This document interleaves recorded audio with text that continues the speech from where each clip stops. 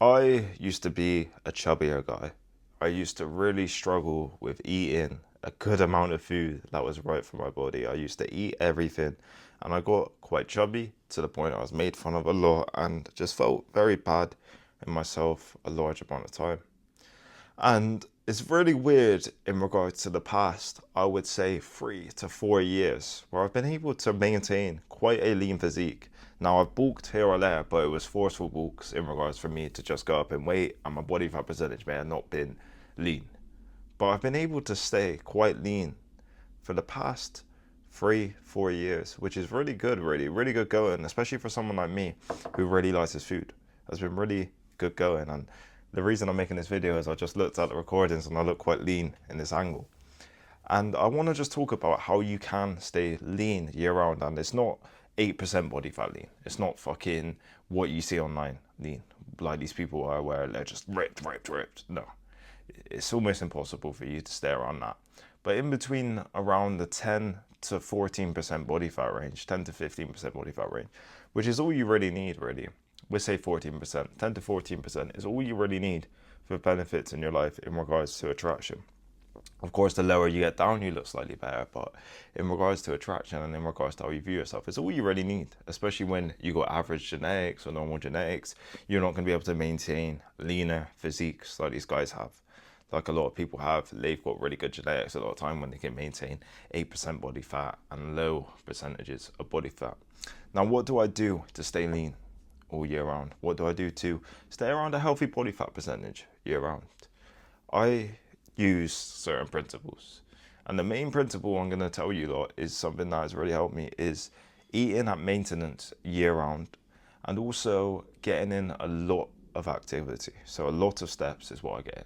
I do a lot of walking, I walk a lot of places, I'm quite active, and this just makes it easier for you to feel better. So let's say, for example, you got your maintenance calories. You got your maintenance calories, let's say you figure it out.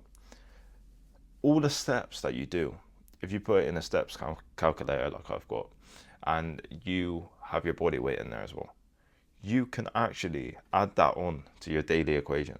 So you can add on the amount of steps that you've walked onto your daily equation. Therefore, let's say, for example, me, I'm like 190 around there.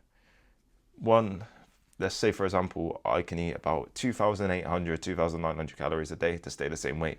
This is without no activity. Okay, now if I add, let's say 10,000 steps, let's say roughly I've burnt 500 calories. I add that on. That's about 3,400 calories I can eat on a daily, which is quite a lot when you think about it. That's quite a bit, really, when you think about it.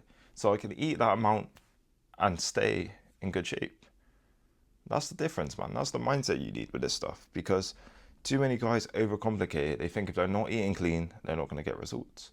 And the reality is, as well, this is another tip, is I don't even eat that clean. Like, seriously, I don't even eat that clean. You see people, and I know a lot of people, especially if people go to my sauna and the gym, I'll have a few conversations with different guys, and their main problem is they always try to eat really clean and they never get results. And they'll ask me, oh, how often are you in the gym? Oh, all this stuff. Your physique's really good. And I say it's all diet, but they think that when I say it's all diet, it's about the food that they're eating. I more so mean it's about the amount of calories you're eating and the amount of protein you're getting. That's what I more so mean by diet. You can fit in a chocolate bar. You can eat some shit. That's what I do sometimes. Like, I'm not going to lie to you. There's a lot of days where I eat a bit of shit. There's quite a lot of days and I get good results and I stay in decent shape in comparison to the average person. You can be viewing it as this thing where it's just extremely hard and extremely difficult and you got to be extremely perfect because that's how you develop an eating disorder. That's how you look at yourself in a terrible light and start making bad decisions.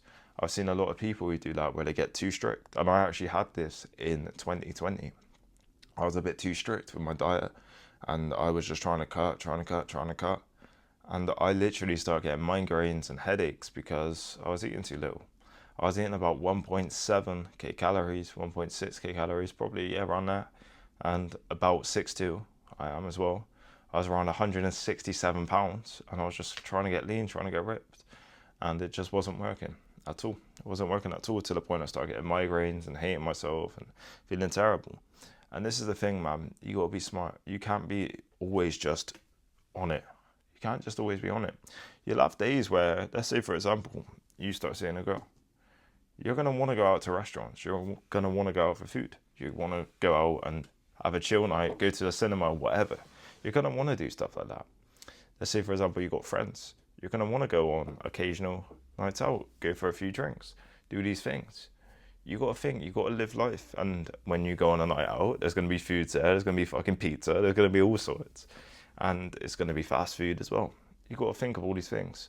So my mindset is I won't restrict myself from any food at all. Now, will I absolutely fucking blister myself with all this food and eat loads of drunk and eat loads of shit? No. Of course, you got to be smart and you got to have a human amount. You got to have a human amount. Some days I do have blowouts here or there where I do eat quite a bit of shit, but you got to have a human amount. But the main thing is just eating the right calories that you need to eat. That's the main thing.